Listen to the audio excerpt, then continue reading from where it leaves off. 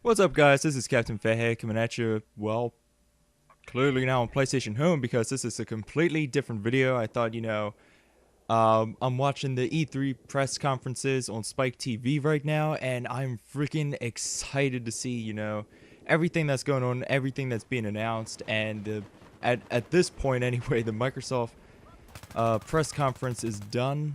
It's over with. Everything, well, for the most part, has been announced. Games, everything that they have planned for Xbox Live, and even the, time and the price for the Xbox One console, which is going to be coming out in November. No real specific date, but November of this year, and it's going to be priced at the price tag of $499, which honestly I don't think is, it's not really all that bad because, I mean, when you think about it, previous consoles, they've been higher than that, and everything that's been shown for the Xbox One, at least, I could see for some people, it's justifiable. If you were taking everything that you saw at the Microsoft press conference that came out, like, what, about a month ago, and they revealed, the price tag is like $499, I think people would have been like, what, for just watching television on your supposed game console? Xbox, go home, seriously. But at least I can say I, for one, was actually really impressed. I mean, looking, like I said, back at Microsoft's press conference about a month ago, that was pitiful. And looking at it this time around, they really came out swinging. And I love the fact that I'm not really a huge fan of this franchise. Then again, I've only really played the demo for one of them. The next Metal Gear game was the first game and trailer that they actually showed at the Microsoft press conference, which I thought looked incredible. I mean, that game looked really incredible. Today's video has been brought to you by the word incredible. Ah! No, but seriously, it really did look like one heck of a game, and if that was running, and I'm pretty sure they didn't say it was an exclusive. I'm more than certain, and I'm pretty sure it isn't to begin with anyway. But if that was actually running on the Xbox One, that did look visually impressive, I will say that. So when they came in, Microsoft really grabbed my attention when they played Konami's Metal Gear Phantom Pain, I believe it was called. And at least I can say, even though I haven't played any of the other Metal Gear games, I can definitely say that's a day one buy for me. Day one buy, hands down.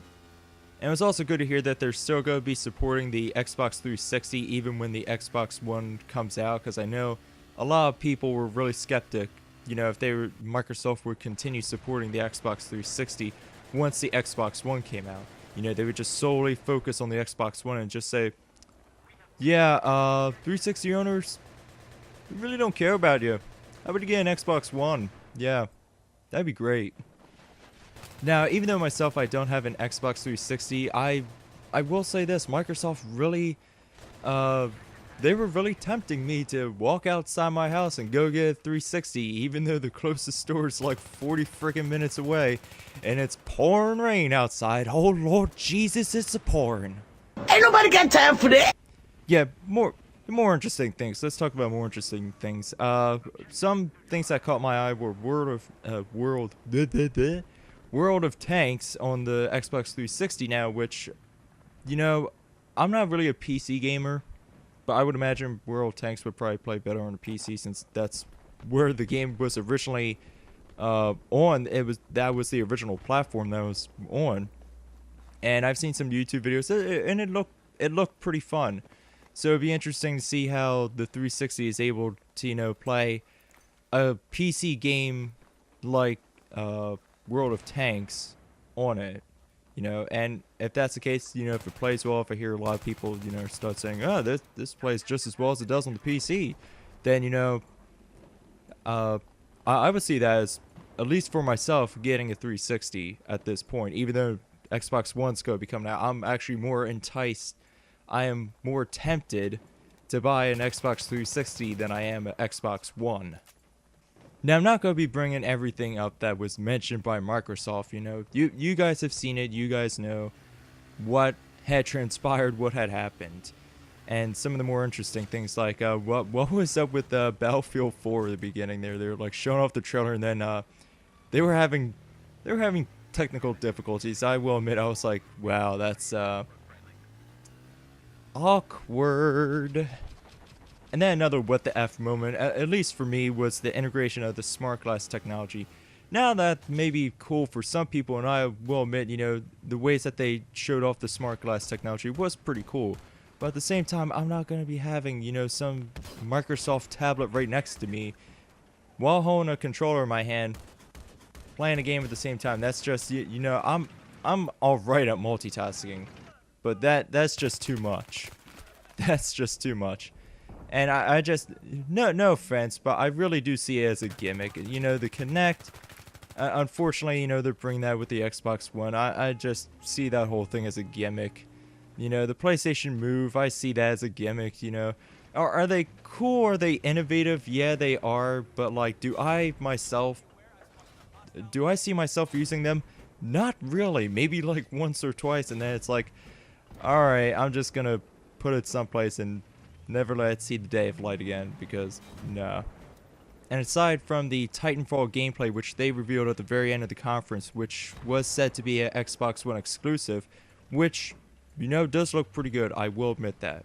That looks like a really fun multiplayer-based game.